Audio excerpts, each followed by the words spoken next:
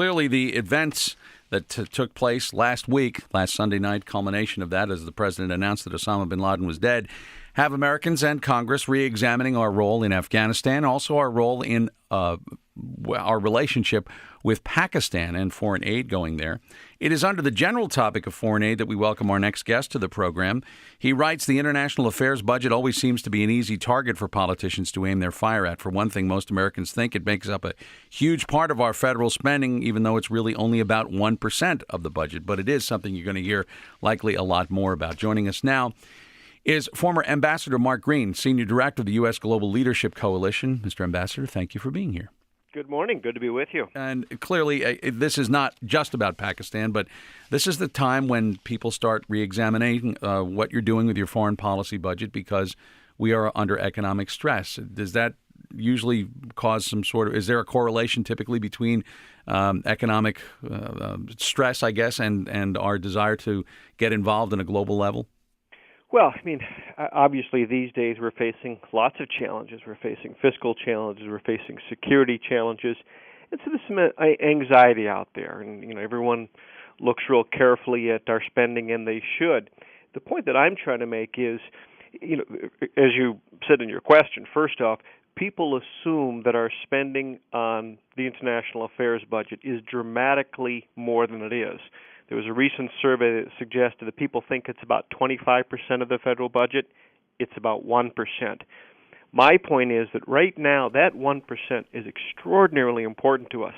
On the economic front, it's about growing the economy, making our exports more effective to create revenue and jobs back here.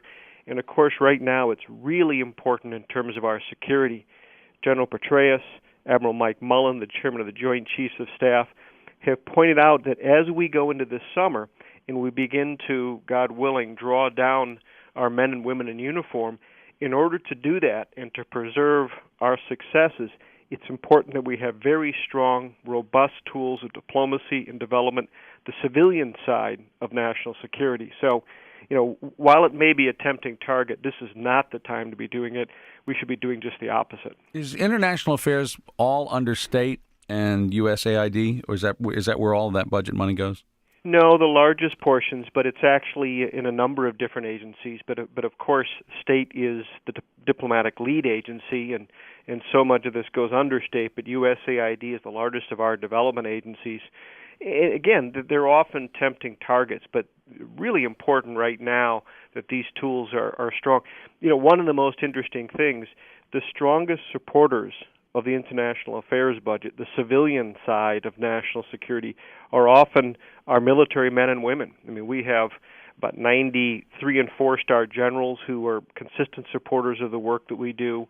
We have something called Veterans for Smart Power, a wide range, thousands of veterans across the nation saying, no, these are important. This is a very important part of our national security. There is one group, and not necessarily one specifically, but there are some critics who say that probably we should take a lot of money that we're spending on defense and give it to international affairs, mainly because the job we need to do is less a job for the Army, Navy, Marines, Air Force, or Armed Forces, and more a job of diplomats. Do you agree that it actually should be an increase in that funding? Well, what I can say is that we need the civilian tools to be strong for a couple of reasons. In the immediate sense, right now, when we look at our frontline states, it preserves the successes that we've had and makes the transition easier and more effective.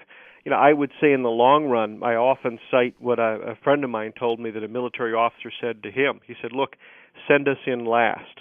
In other words, we want to make sure that our military has all the tools it needs to be safe and successful, but you only want to mobilize our troops and our armed forces when you absolutely have to. And we can prevent that to a large extent, I think, through stronger tools of diplomacy and defense, or in development. Once again, we're speaking with former Ambassador and former Congressman Mark Green. He was Ambassador to Tanzania and also was a Congressman representing Wisconsin. And I think that this can give you this. We can call on your experience to give us a sense of how you start making the case, and not just for places like aid to Afghanistan, which is one that most people are aware of, but countries that we don't think about where some of this foreign aid goes to. For example, countries in Africa. And how do you determine how it's in our best interest and make the case that this is advantageous to the United States to invest in those kind of countries?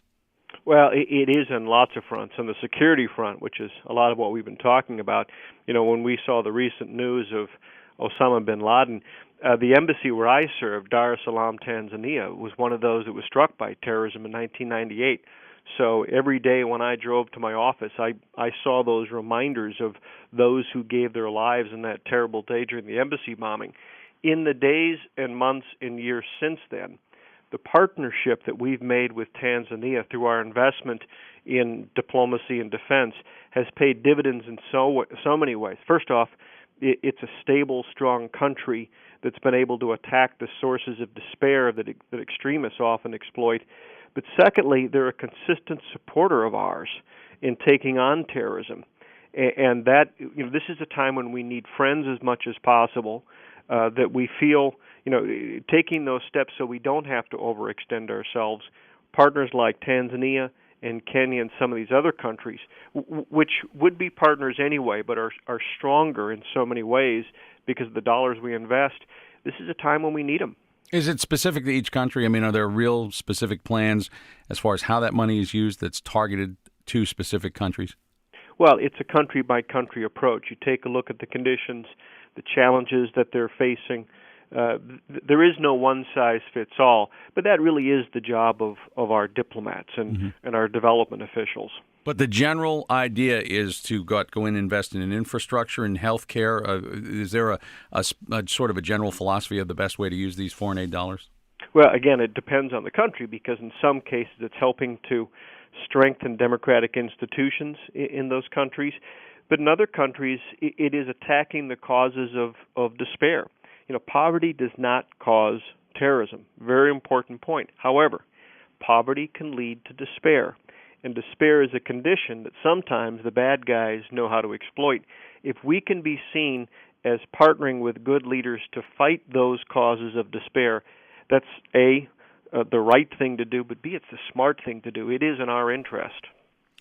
Mark Green, thank you for joining us on POTUS this morning. We appreciate it. Thank you.